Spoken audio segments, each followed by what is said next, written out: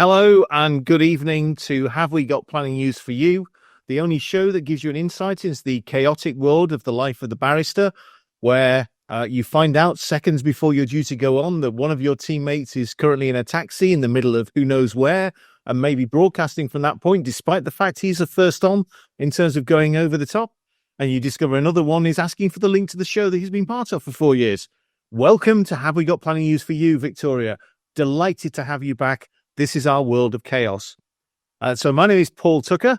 I have never hosted the show before, which is why it's completely balmy. We don't do this for money. We do this for shameless self-publicity and also for charity. So please feel free to make a donation to a charity of your choice. It would make us feel an awful lot better about our moral well-being. We've got a fantastic show for you tonight, and we have, I'm delighted to say, the outgoing Chief Executive of the Royal Town Planning Institute. Victoria, welcome back on the show. It seems like yesterday you were on before. Well, thank you very much. It was actually March, and I'm delighted to be back. Thank you. Thank you. And we always ask, whereabouts are you from? It looks like you're on a green screen in maybe the BBC studios, but I see the RTPI sign on there. And what are you drinking? I am drinking my favourite little office tipple here. Oh, gosh, it's not really showing up very well. It's a Diet Coke. It's my guilty pleasure. I shouldn't drink so much of it, Paul, but there we go. We all need the caffeine, Victoria, I promise you. We all need the caffeine. And you and I will be chatting later on this evening. The theme of the show, as you told Thea and Chris yesterday, is something from a place that's special.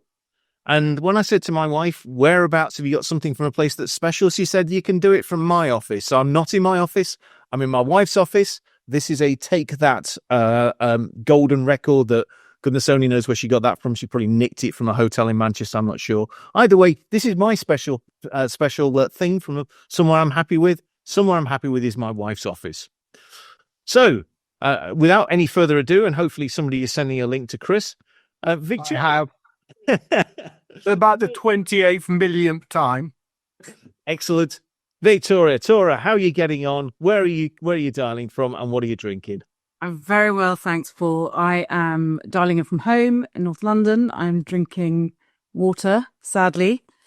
And the thing I brought in from the place I most love, that was the theme, is a little, I don't know if you can see that, fishing fly. Oh. So one of the places I tend to be most happy is standing in a Scottish river, catching nothing but contemplating life. So that's my thing. That's truly wonderful. Thank you, Tora. Thea, how are you? Whereabouts are you calling from? What have you got? And where are you? Oh gosh, there's lots of questions there, Paul. Sorry, because Chris logged on and there was two Thea Osmund-Smiths for a minute there, so I was going to ask you which one, but it's how I identify at the weekend, to be honest, Thea. As everyone should, Paul. Where am I? Home. After travelling back from a site visit in Cornwall. So glad to be here in Shropshire, which is, of course, my favourite place. Chris called this already yesterday. And so I have two things to show from here. The first is, contrary to Chris's prediction, not a cycling themed thing, but a walking book of the Shropshire Way, the official guide. Would recommend everyone does that. It takes 2 weeks at a conservative pace. And the other thing is an OS map of the Shropshire Hills, because what good planner doesn't have an OS map?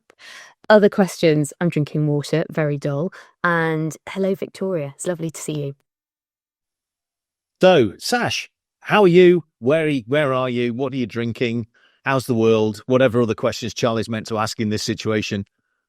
You're not welcome, Charlie. You've been sacked by all. Well, I am in London. I'm in Fleet Street. I'm a very happy camper because Arsenal can be anyone and everyone at the moment. I'm not going to mention cricket because arguably Sunday and Friday and Saturday were the worst days in cricket history. But I've got something from one of my favourite places. I've got some of the Lord's outfield here. So that is, in Victoria's scene, that is one of my happy places, and I know Tora probably shares that with me. So, and I'm drinking out of a second place where I'm very happy, the Beverly Hills Hotel mug that I have. That's wonderful. Thank you, Sash. Chris, where are you? What have you got for the theme? And what are you drinking? Okay, so I'm at home. I've only just got home from having a meeting in London, and that has been a fraught journey. And that's why I appeared as Thea Osmund-Smith for a short while.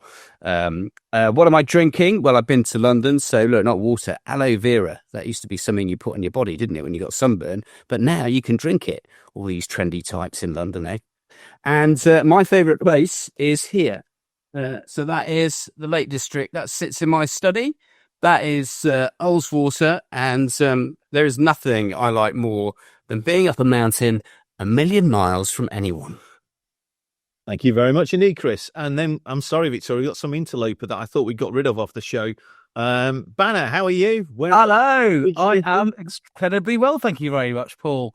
This is St Brellard's Bay in Jersey, which is my favourite place in the world. I've been going on holiday there since I was 11, initially of my parents, and met loads of people over there. Now we all go back with our kids and those of our parents who are alive. Absolutely stunning place. I cannot recommend it highly enough.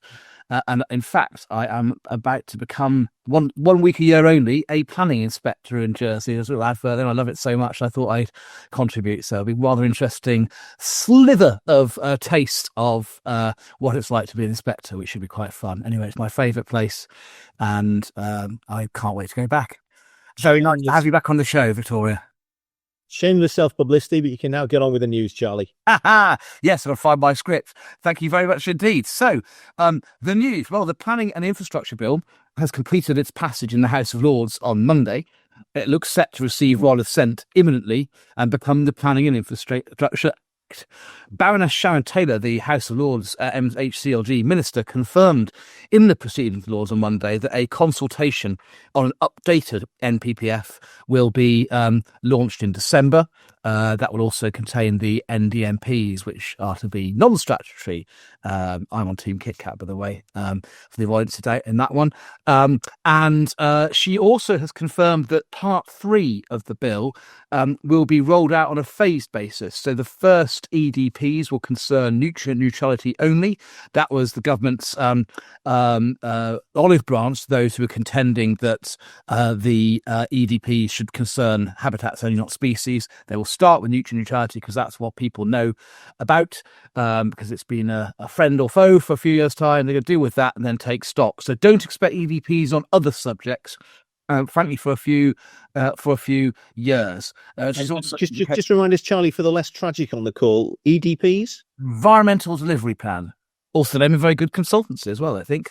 And I think there's also some kind of prog rock band that were called EDP, I think, at some stage. I love the fact, Paul, you were going to test him and just see if he actually knew. Yeah, you get punished for being late now, Chris. Yeah, see what I've got for you. And then also Baroness Taylor's confirmed that particularly the provisions of the planning bill that concern Ramsars and that seek to undo the Fry judgment by extending the habitats regs to incorporate Ramsars, they will not be commenced immediately. So the rationale for doing that, having that provision, was so that Ramsars could be the subject of EDPs. But until EDPs are in place, all you would do by extending the habitats regs to Ramsars would exacerbate the problem without having the solution. So the CG Fry judgment will not be undone immediately. It will only be undone, it seems, once the EDP process is underway. There was a budget yesterday, in case anyone didn't notice, and planning reforms did a lot of heavy lifting, regularly referenced. For example, at page 63, we were told this: the new National Planning Policy Framework is estimated by the OBR to increase annual house building by around 30% by 2930. Taking net additions to a 40-year high and resulting in an additional 170,000 homes over the forecast, adding 6.8 billion to the economy. They don't explain how it's going to be possible to make money from house building, but there we are.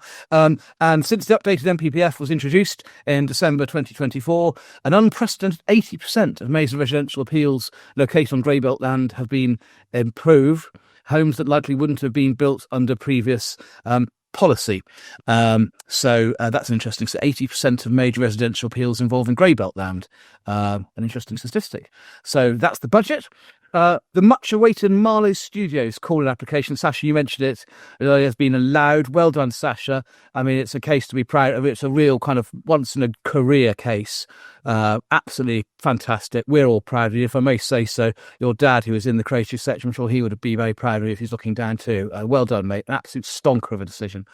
And Chris Katkowski, KitKat, collected his CBE yesterday for services to planning at Windsor Castle. So cheers to KitKat. And that's the news. And now, Sasha, over to you to tell us about the Haytop Country Park appeal. Thank you very much, Charlie. Yes, I'm going to go take you for a moment, our viewers, to the Court of Appeal, where Lord Justice Holgate is starting to significantly influence the law, and he was asked to opine. I'm taking you into an interesting case which relates to the interaction. But as you can see, the Haytop Country Park is actually in Derbyshire and is a caravan site. And this case relates, it's very interesting actually, for all of those of you who have case work involving caravans. It's the interplay between the Caravan Act of 1960 and the Town and Country Planning Act. And as those of you who have that caseload will know, there are certain requirements for site licenses under the 1960 Act. And obviously, there are requirements relating to development under the 1990 Town and Country Planning Act. Now, this case had to wrestle with the question effectively about that relationship, and the appellant carried out engineering works historically that led to the council issuing enforcement notices. And the appellant appealed those enforcement notices. The appeal was unsuccessful. They went to the High Court. That was unsuccessful. And effectively, the Court of Appeal dealt with those issues. And effectively, the fundamental question is, can a site licence be granted under the Caravans Act for the siting of caravans, which is inconsistent with planning permissions or inconsistent with the requirements of an enforcement notice in place? So it's quite an interesting question of law. And frankly, the clear conclusion of Lord Justice Holgate, which was endorsed by his fellow two judges in the Court of Appeal, was effectively a site licence had to be in conformity with an extant planning permission and had to be in conformity with the requirements of an enforcement notice. So effectively, it is quite a helpful and important decision as to what the ambit and nature and scope of licences issued under the Caravans Act can be in compatibility with those requirements of the Town and Country Planning Act. So, Charlie, that is the case summary in relation to the Haytop Country Park. Thank you very much indeed, Sasha. And another cool case for you, Thea, WildFish. Yes, a great name. We like interesting names on this show. But this case concerns linked claims because they related to the same development, which was a scheme for housing in Buckinghamshire, which is being developed by David Wilson Homes. Now, it's a really long judgment. It's 70 pages. So I'm going to talk really fast, as quickly as you talk, Charlie, when you're trying to get through the news and you've been late. There were a total of 7 grounds run by 2 claimants. The first claimant was WildFish, which is an environmental charity that campaigns to protect rivers from pollution and over-abstraction. Their concern was really about the treatment of drainage in the context of the lack of capacity at Buckingham Water Recycling Facility. And I don't know if you're seeing more of these cases, but I certainly am. The second, Miss Wood's claim, was she was a local resident and she objected to the development, and her principal concern was biodiversity net gain. The factual background's really interesting, so everyone listen up and make notes if you need to, because it goes like this. The outline planning permission was granted in March 2022 for up to 170 dwellings. Reserve matters had to be submitted by no later than 18 months from the date of permission, i.e. the 24th of September 2023. Attached to the permission was condition 13, which requires details of a scheme to be submitted pre-commencement and for upgrades to be completed prior to occupation in respect of the drainage, that's the foul drainage. And it said that the details to be submitted for approval in accordance with the reserve matters condition shall include a foul water drainage scheme for the site. The scheme shall include a wastewater treatment capacity assessment to identify the need for any infrastructure upgrades and a programme for carrying out the works to inform site delivery. So is foul water drainage a reserved matter? Cast your votes now. Also attached to the planning permission was condition 22. That was a pre-commencement condition in respect of BNG requiring 10%, even though it wasn't caught by the statutory regime. But that was using the DEFRA 2 metric that was referred to specifically within the planning permission, because that was the basis upon which the scheme had been put forward originally. So that all seems straightforward. The outline planning permission is challenged. That's dismissed in November 2022. The reserve matters application goes in May 2023. And alongside that is an application to discharge the BNG condition, but not foul drainage. The number of dwellings at this point is 163. A second duplicate application goes in on the 18th of September 2023, so just before the deadline for reserve matters expires. Then in October, a new set of plans correcting errors in the original reserve matters go in. So we're after the deadline now. Is that important? We'll find out. March 2024, new plans and documents again submitted as part of the reserve matters application go in. October 2024, there's then a Section 73 application to vary the outline planning permission, removing the requirement to submit foul water drainage details pre-commencement, but maintaining the no occupation part of the condition until the whole matter's resolved. That was consented. Then in October 2024, again, at the same time, but over a year after the time for making reserve matters expired, new documents are submitted in respect of the reserve matters application, a new site notice goes up, and the dwellings on site have now decreased to 153. Then we're on to January 2025. Developer wrote to the council and asked that the description of the reserve matters application be changed to relate to the varied permission, and that was done. That was fine. Meanwhile, we've got Anglian Water working in the background on the water recycling centre capacity, and there's some issues with funding, but they end up telling the council in February 2025 that funding is confirmed and they've got no objection to the development subject to a planning condition. Meanwhile, they're also corresponding with WildFish in the background, appearing to say that there isn't funding, so that all gets a little bit muddled up. Permission for the reserve matters application is then granted in March 2025, and I'll be testing you all on that chronology later. On to the grounds. Grounds 1 and 2 of WildFish and ground 3 of Miss Wood's challenge allege that the council got it wrong in approving the reserve matters application because it was a substantial alteration to the scheme, hadn't been consulted on, and didn't require the approval of reserve matters relating to the foul drainage scheme. That failed because the court said the drainage scheme required was not in law capable of being a reserve matter. The scheme had to accord with the reserve matters but couldn't be a reserve matter itself. It was also said that reserve matters can be amended after the application has been made, so long as it meets with requirements that we're all familiar with. That's that the amendment is not so substantial that the proposal is not in substance that which was originally applied for, and that the amendments are consulted upon where fairness demands it. And that comes from the Inverclyde case and more recently Hutton Studios, with which we're all familiar. The court found on the facts that there was not a substantial change, that there was no statutory obligation to hold a consultation, and that reconsultation should only be required where the differences are fundamental and of a very high order of significance, and that basically everyone who was concerned with this issue knew exactly what was going on. The court had no problem at all with the change of description on the reserve matters application to reference the Section 73 permission, and actually thought that was a jolly good idea for clarity and certainty. Wood's ground 3 was that the amendments to the reserve matters application shouldn't have been accepted after the date for making reserve matters had expired. Again, the court didn't have a problem with that, subject to those substantive and procedural constraints being observed.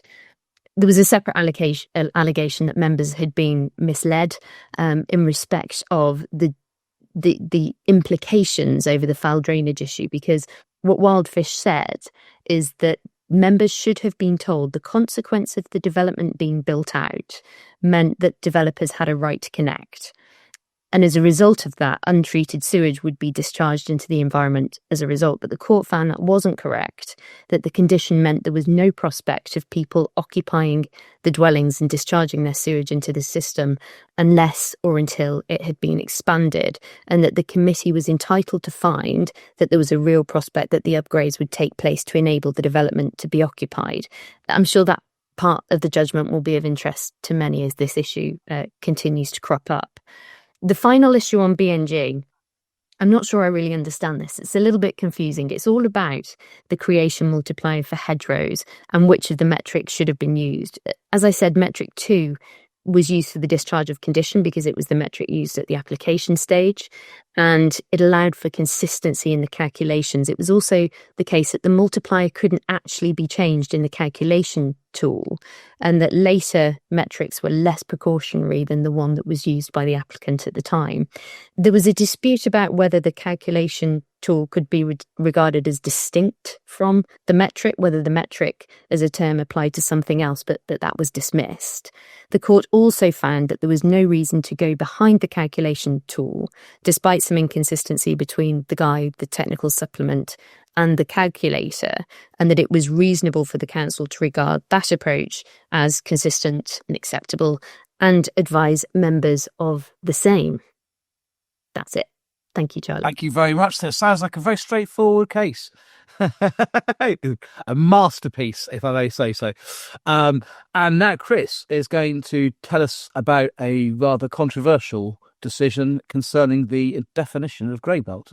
I am indeed. In a change to the advertised programme, I will not be talking about a site in South Staffordshire that Paul did, because Paul and I are so fiercely competitive. It was my case, and then I wasn't available, and he did it, and then he did it so well, they didn't even need to fight at the inquiry. So out of principle, I just refused to talk about it, and this goes all the way back to St Modwen. However, there is another case in South Staffordshire which is equally, if not far more important, and this case is a decision by Inspector Leslie Coffey. The appellant was Bonington Homes, and the local authority was South Staffordshire District Council. It's a proposal for 100 homes in the village of Bishop's Wood. Now, we've got an aerial photograph of Bishop's Wood, and there you can see it. And what you can see is there's a primary school in this village. There's also a pub, and some would say there's really not much else you need in village life, frankly, a pub and a primary school, and there's also a church, so everybody's covered. But the inspector wasn't so keen on the sustainability credentials of this site. The key thing is it's in the green belt. And so obviously the issue to be considered was the issue of whether it's grey belt under the current guidance in the MPPF 2024. This was the proposal, looks relatively modest, and it's attached to the village, not too far from the primary school and quite near to the church. And the inspector was clearly troubled by the sustainability because the applicants came forward with a proposal that provided a significant enhancement to the bus service through subsidy for a number of years, and also proposed a shop as part of the proposal. A shop had been in the village 20 years ago, and this was a proposal to reinstate it. And indeed, in a neighbouring village, there was an operator who had a shop, and they were willing to take over this shop. So you might think there was a significant enhancement in the sustainability credentials of the village as a result of this proposal. But no, the inspector decided that it was not sustainable. And why is that important? Well, that's important because however much we focus on the definition of grey belt and the purposes A, B and D, as far as paragraph 143 is concerned, you also need to establish whether it is not inappropriate development in the green belt. And for that, we look at paragraph 155. And the key paragraph there, I would suggest, is 155C, which asks whether the proposal is in a sustainable location. And that makes perfect sense, doesn't it? Because you can't open up the whole of the green belt for development. You look to see whether it's a sustainable location. And those sustainable locations are where really the houses should go. Urban extensions to villages, and so on. But the inspector was not persuaded by this, and her conclusion was that it wasn't a sustainable location, and therefore it didn't meet the criteria for not being inappropriate development.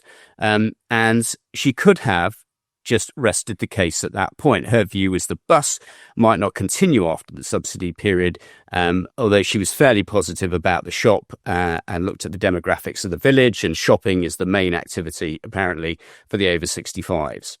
So they're not going to work, obviously. It could have finished there, and she could have just concluded, I don't think that this is not inappropriate development, and therefore I refuse permission. But oh no, the really interesting thing that has got everybody gripped by this case is the way she approached the issue of grey belt.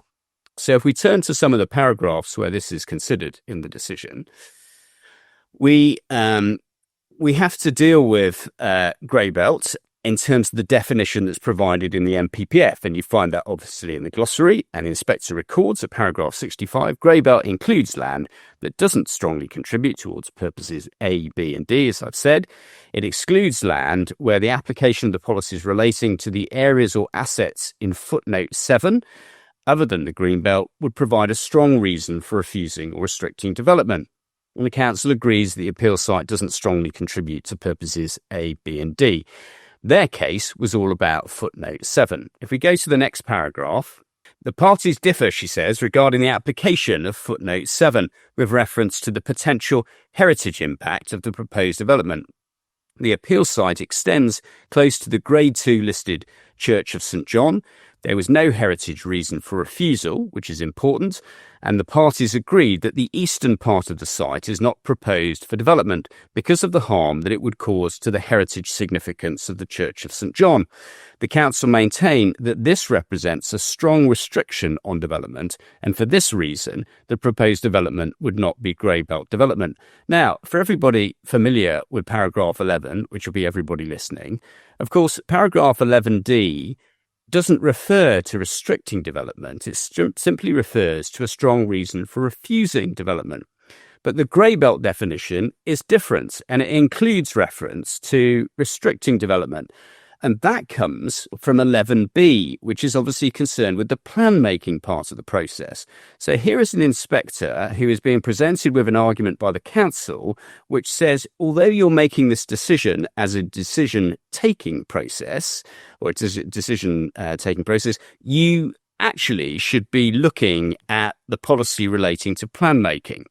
And as a consequence of which, the inspector carries this forward. So if we go to the next paragraph, the council contend that the application of the footnote 7 test does not involve any consideration of the development that is proposed in any given application, because the definition in the framework is applicable to both plan making and decision making, and also relates to the land rather than the development.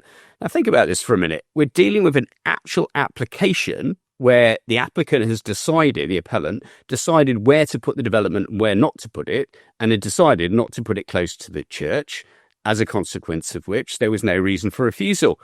But here is the inspector saying, or recording the council's position, which is actually you need to take in the plan-making component of the consideration of paragraph 11B, which is referable in the grey belt definition.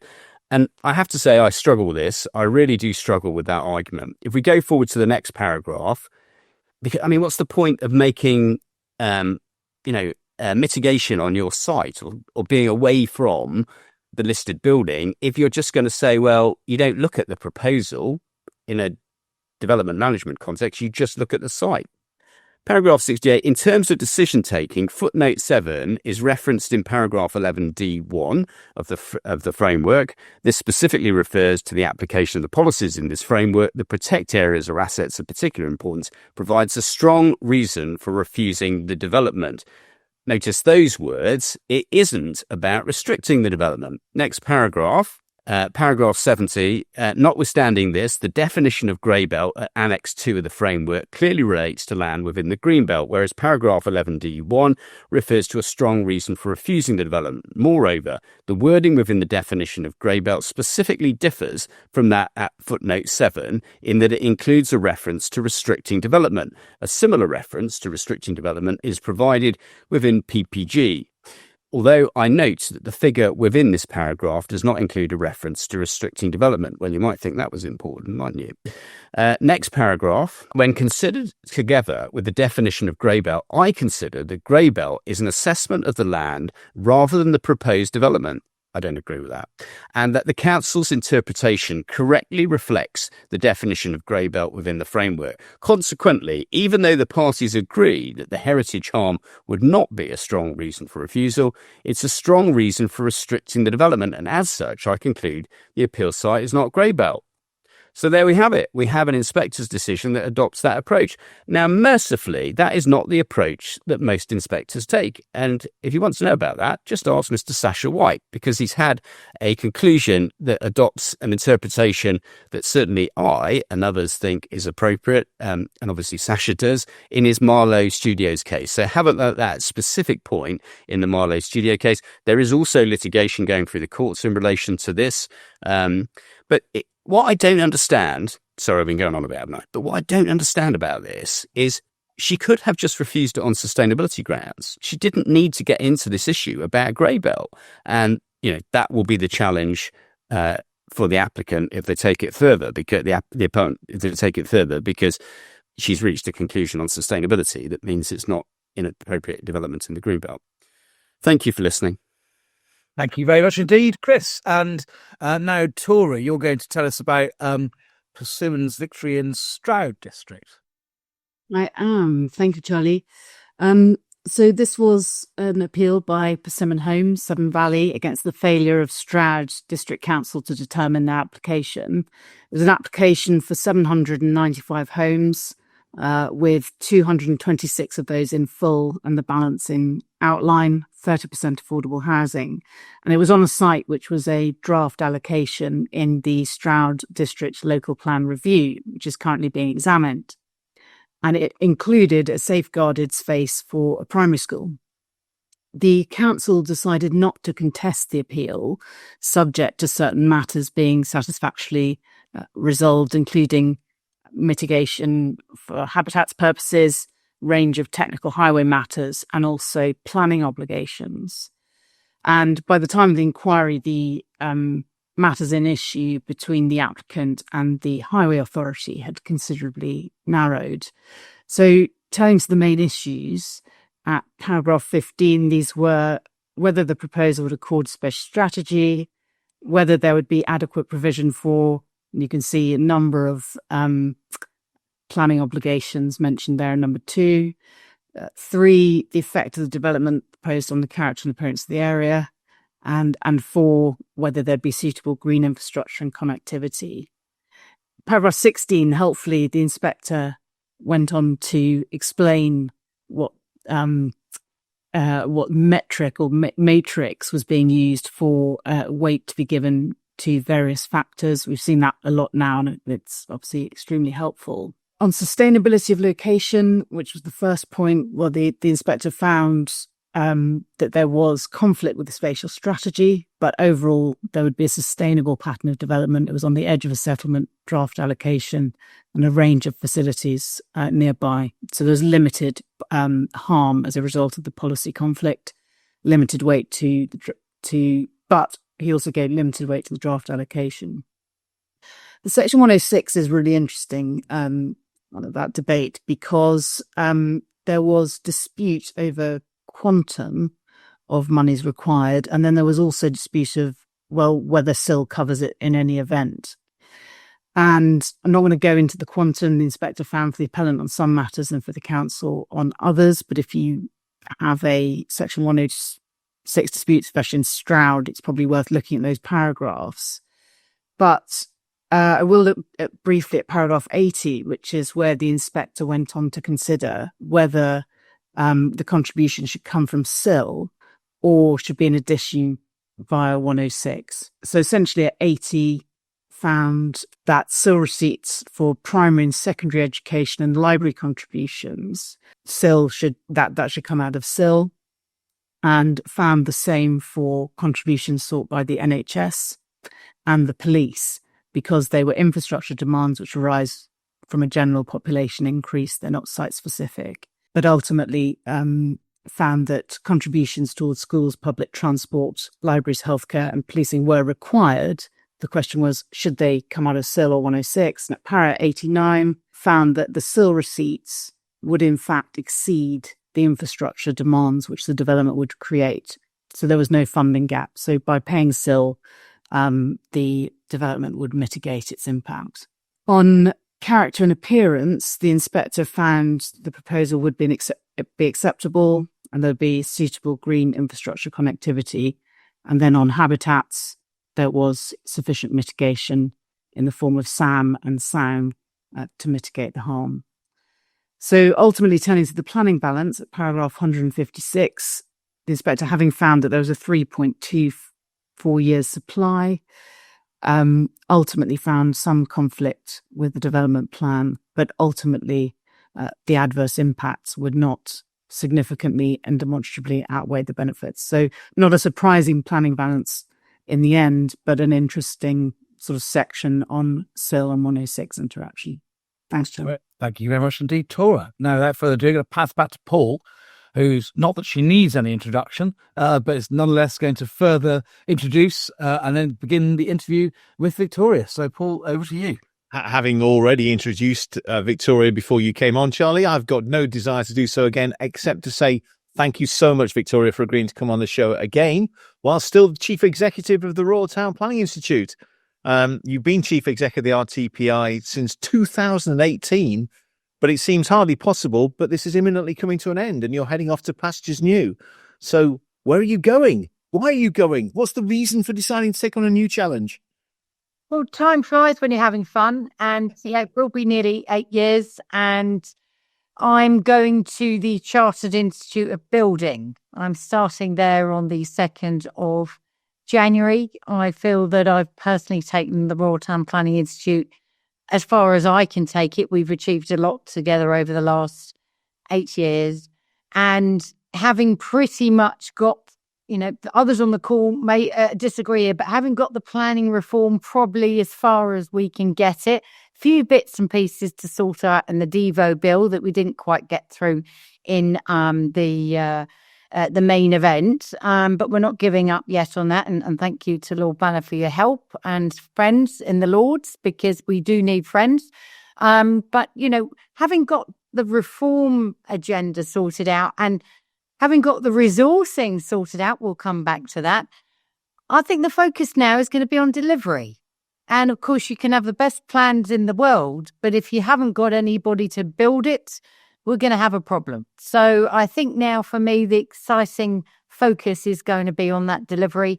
And I'm really excited about joining the construction industry side of things to help the construction industry gear up to deliver all this growth.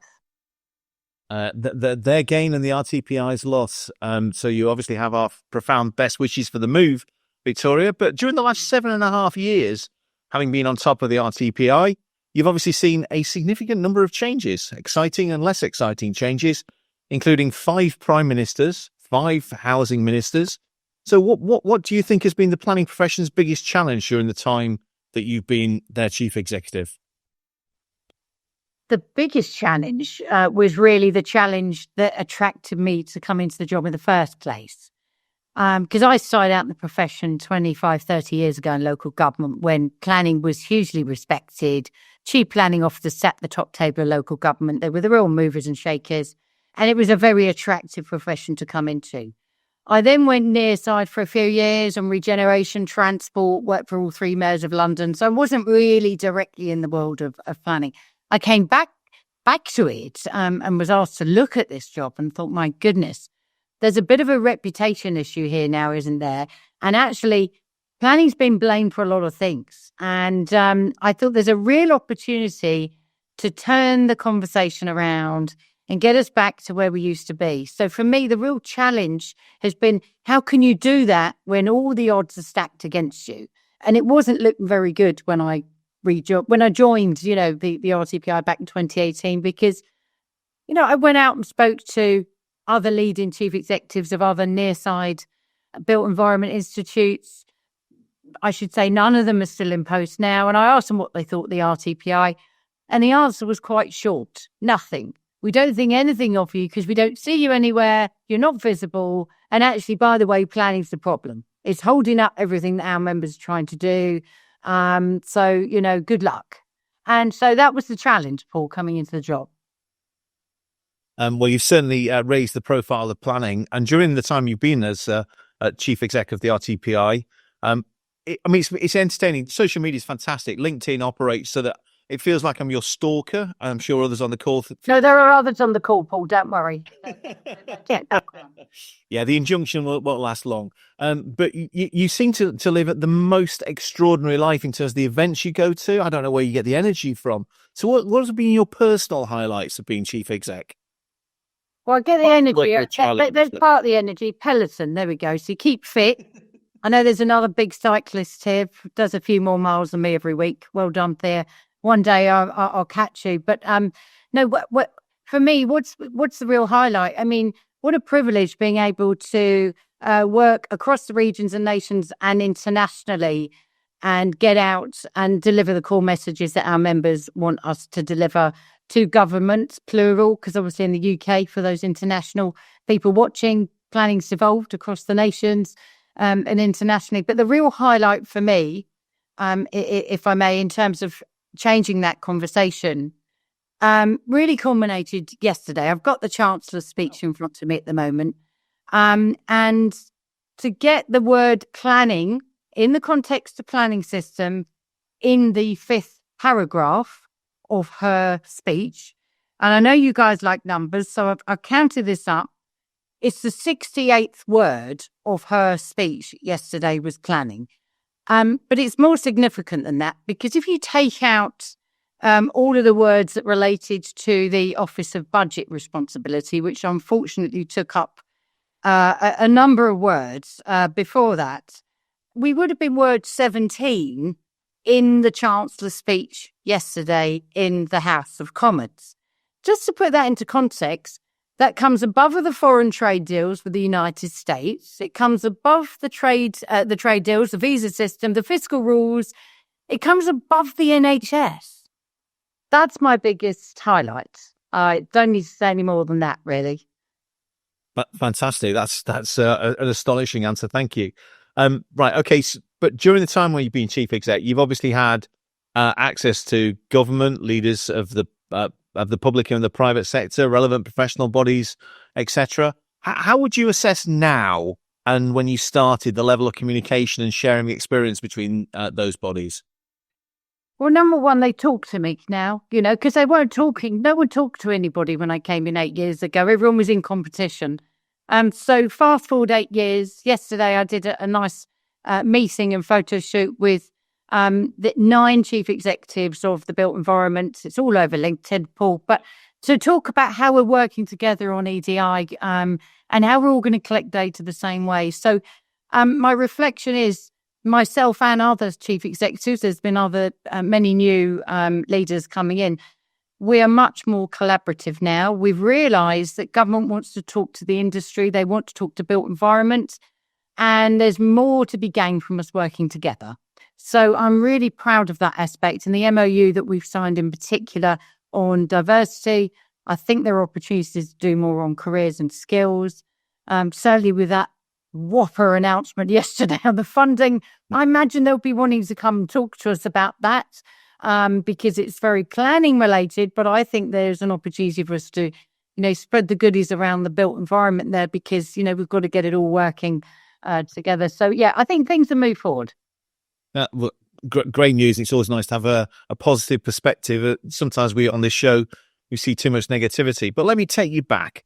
Let me take you back to when you, I think was 6 years old, when you undertook your undergraduate studies at the University of Wolverhampton in the 1990s, before then sensibly heading north to do your master's in the fair city of Newcastle.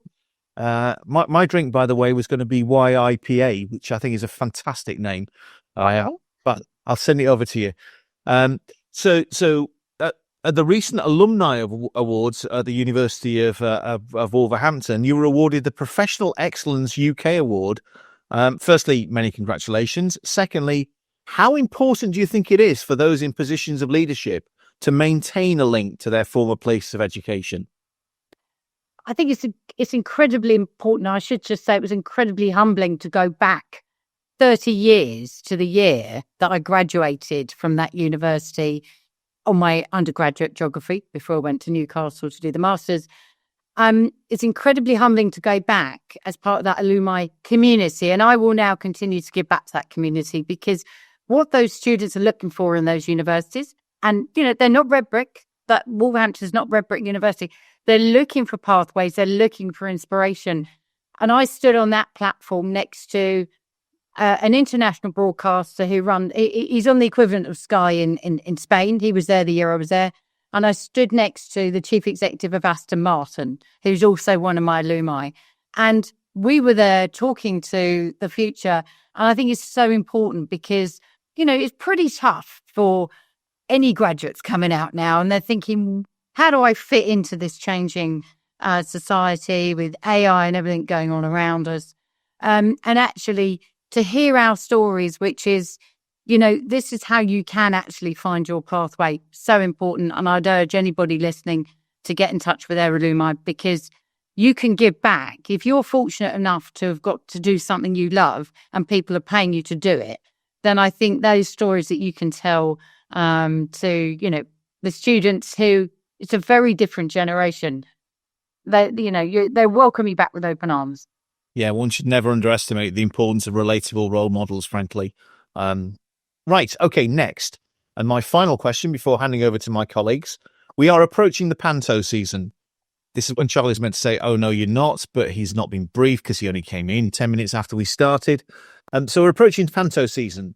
So if I were able, as I should be, to grant you 3 wishes, but they could only be used in the planning world, what would they be? Well, briefly, I mentioned my experience of formative years in local government where I started out, and the late Chris Vonnick was my chief planner at Wickham District Council. And we need to bring chief planning officers back into statutory legislation. I believe, thankfully, the Lord who has tabled our amendment with lots of support, thank you, Lord Lansley, he has been promised by Baroness Taylor that we will look at it again in the Devo bill. So if we could expedite that, that'd be very nice. So I would have liked to get that one away before I departed, but you don't get everything you want. Number 2, I'd like to, this is me being a little bit controversial, but I'm on my way out the building now, so I can't be sacked. Go for it. I would like to see the age discrimination ended on the level 7 apprenticeship. I think it's wrong to discriminate entry on age. I don't think it sits well with protector characteristics. And I think, if you're worthy of getting apprenticeship money, we shouldn't really be discriminating on age. So that's my number 2 is remove the discrimination of the level 7 funding. And my third one is, well, it wouldn't be Christmas, would it, without an MPPF? So come on, guys. We want the MPPF for Christmas. It just won't be the same if we don't get one. Could we have it as late as possible, please, and spoil? And make our Christmas. Thank you very much. That's fantastic. Thank you very much. And moving from panto season to our very own Widow Twanky, Charlie, I believe that you have a question for Victoria. You took the words out of my mouth. I was going to say, you blotter. You're transparent. You're transparent. And I'm your buttons, Travis. You're on fire today. Victoria, I was going to ask you, as you look back on your tenure and you approach the door, what are your reflections on the RTPI members that you've represented and worked for, and what words would you use to describe them and your relationship with them? I think our members are phenomenal, Charlie, because they've had to sit back for a long time and hear all the woes of the world parked at their front door. They've heard the AXTA planning. They've heard bulldoze planning. This isn't a political point. This spanned the political parties. Planning has been the problem. And they have been so resilient through all of this. They have kept calm. They've carried on planning, and they've just focused on what they love to do, because planning is more than a job. It's more than a profession. it's a vocation for our members. And my takeaway is, they're all doing phenomenal work, whether they're in the public sector, the private sector, the third sector. And I pay tribute to the work they do. They just kept calm and carried on. And I hope that they enjoy this moment now with this national UK government recognition of the important work that they're doing.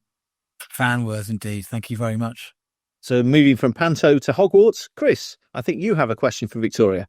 Oh, I was hoping you continue the pantomime theme. Yeah, it would just get dangerous, to be honest. I cannot do that. We can make it happen. Jack with his beanstalk. I think you should be Prince Charming, actually, Paul. You're such a charming guy. Very sweet of you. I obviously want something from him, don't I? Plainly. So my question is about yesterday's budget.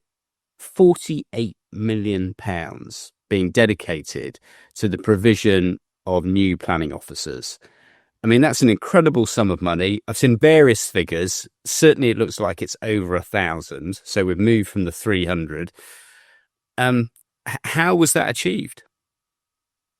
Well, it's hard work, persistence, and a strong evidence base with a strong communications and public affairs strategy. I'm not going to spill all the beans on exactly how we did it, of course. That would be foolish of me. But what I will say is, if you're very clear about what your messages needs to be, for us, it was resourcing. Everybody's jumping up and down, private sector, public sector, everybody's saying there's not enough planners. If you create your evidence base, which can demonstrate the scale of the problem, for us, that was our State of the Profession report. We've done it a few times, and we the third thing probably is timing. Timing is everything. You can have the best piece of research in the world, but if you don't launch at the right time, it will get lost. And the fourth thing is, you have to be in the right places, making the right contacts. And, there's a reason that I've given up every single pretty much weekend in September for the last 10 years and hung around in places like Brighton, Liverpool, Manchester and Birmingham. It's not because I'm a think tank person, far from it. It's about those personal relationships that you make with the politicians, about and being present and visible and actually being in the right places. That's where the magic happens. So I'm, in true Panto spirit, Chris, I'm not going to give you the exact ingredients. But I will tell you it's a combination of those factors. And, ultimately hard work pays off. Well done. And 48 million is definitely magic beans. Very good. Nicely done. You will sit to the ball. Thank you, Chris. As the giant descends upon you, I'll turn to Tora. Tora, do you have a question from Victoria? Thanks, Paul. I'm trying to shoehorn in a Panto reference, but I've got nothing. So, Victoria, I just want to ask you about some of your international work, and in particular, what role has the RTPI played on the international stage during your period of tenure? Well, the international stage is always one for chief executives where, it's a difficult space to go in because the majority of your membership are domestic. But the space that we decided to occupy related to the Sustainable Development Goals. And it's now less than 5 years away since various governments, including our own, signed up saying, yes, we'll do it. We'll deliver them. And what's become increasingly clear, working with international organisations, we belong to Commonwealth Association of Planners, International Society of Planners and City and Regional Planners. But the big one is UN Habitat because they own the SDGs. So, actually engaging with them and meeting with them and talking to them and say that we can be helpful. We would like to help. That's been how myself, the team, have tried to move the conversation on. I can't say too much, and unfortunately, it may not happen before the end of the year. But we're well on our way, hopefully, to signing some sort of agreement with them, which would be a really big deal because it may be a little known fact, but internationally, the RTPI and UK planning is hugely respected globally. In fact, by all of my international partners, if they were here, my fellow CEOs from Australia, New Zealand, South Africa, Canada, Australia, they would all say, actually, we look to the UK, and so we wanted to be a convener in that space. We didn't want to take the imperial model of we know best, we'll come in and plan for you. It's the facilitator and capacity builder, and how can we help? So we've been working along that track. We are taking our time with it, but rightly so. You know, this kind of stuff needs careful handling, because the last thing, perception-wise, anybody wants is the UK going in to solve everybody's planning problems. That's just not going to work. But if we can help upskill and capacity build locally, that's where we've been focusing our efforts. And I hope that we continue on that path. Brilliant. Thank you so much. Thank you. And penultimately, and she's not been allowed to ask the question as to whether you want to join her and Sasha on next year's Land's End St John O'Groats cycle ride, but I'm sure you would be more than welcome. There's a cup of tea waiting at Chris Boardman's house, apparently. Thea, do you have a question for our wonderful guest? I do, thank you. Two, in fact, Paul. Victoria, do you want to join? Do I want to join? Oh, if I can, I'll be there. I know Chris, so I'm down with it. Yes, let's. I may not keep up with you though. That's the only problem there. But we're adding to our peloton all of the time, Sasha. But my question for you is, what was your biggest goal or ambition when you stepped into this role, and have you achieved it? My biggest goal or ambition was to change the narrative, to change the conversation about planning and planners, and get our members the recognition and respect that they need. Now, I'm not saying we've done it 100% everywhere, but if you look at the engagement that we have across the nations and internationally, I think we're well on our way. So there is still more to do. But I think, as I mentioned earlier, in terms of, you know, where we featured in the Chancellor's statement yesterday, I think it would be hard to top that. It's brilliant. Thank you. And finally, the Prince Charming of the planning bar, Sasha White. Do you have any questions for Victoria? I do, Paul, and I'll keep it to that theme. But Victoria, you mentioned we've still got things to do. When you sit down, if you go out and with your successor, what's the thing that you will say to her or him about the biggest problem likely to be faced by your successor over the coming months and years? Well, I thought about this question because they're probably watching, because the final interviews are next week. So just to wish you all good luck in those. There won't be, I don't think there are any big problems to sort out now, if I may. I think we're well on our way. Our membership's growing. We've got all this government funding coming down the line.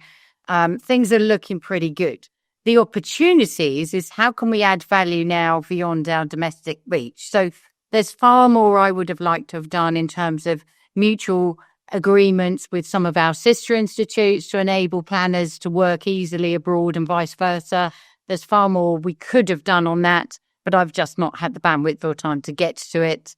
And I think that is an exciting opportunity. The other one in digital space is we have, you know, an epic amount of training material that could really support capacity and capability in some of the rapidly urbanizing places where there just aren't enough planners. And I think our new digital training platform will be a huge opportunity for us to roll that out globally and make some of that stuff really available to the places that are going to really need it. Because regardless of what any of us think, there are some rapidly urbanizing places globally, particularly in Africa, but also huge growth going on in the Middle East. And it's sort of where could we provide support and help as part of our charitable purpose? Because we are ultimately a charity as well as a membership body, and we exist to advance the art and science of town planning. So if we can get more and do more of that internationally, I think that's where the real opportunity is. Right. Victoria, it has been an absolute privilege to have you on the show tonight. It's been an absolute privilege to have you on the show on past occasions. It's been great that we've been part and parcel of your journey.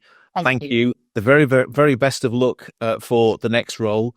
And we look forward as a team to the to somebody from the Chartered Institute coming next year and onto the show, perhaps. Who knows? It's the last you'll see of us. I might be wearing a hard hat then, but can I just say, well done to all of you. You took the initiative in the lockdown to create this conversation. I just think it's been really great for our members and a much broader audience. So can I just take a moment to thank all of you and pay credit to you giving up your time in this way to do it.